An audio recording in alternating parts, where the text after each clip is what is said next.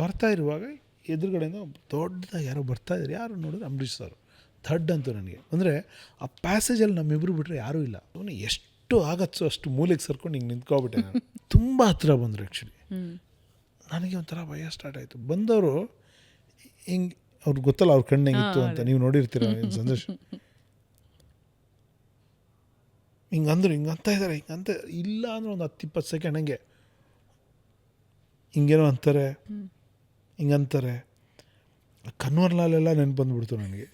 ನಾನೇನು ತಪ್ಪು ಏನು ಮಾಡ್ಬಿಟ್ಟಿದ್ದೀನಿ ಸಿನಿಮಾದೆಲ್ಲ ವಿಲನ್ಗಳಿಗೆಲ್ಲ ಹೊಡೆದಿರೋದು, ಏನಾದರೂ ತಪ್ಪಾಗೋಯ್ತಾ, ಯಾಕೆ ಇಲ್ಲಿ ಬರಬಾರ್ದು ಬಾರಿಸ್ತಾರೆ ಅನ್ಕೊಂಡ್ರ? ಹಂಗೆ ಅಂದ್ಕೊಂಡೆ ಸೀರಿಯಸ್ಲಿ. ಅದೆಲ್ಲ ಬಂದು ಸೀರಿಯಸ್ಲಿ ಬಂದೋಯ್ತು.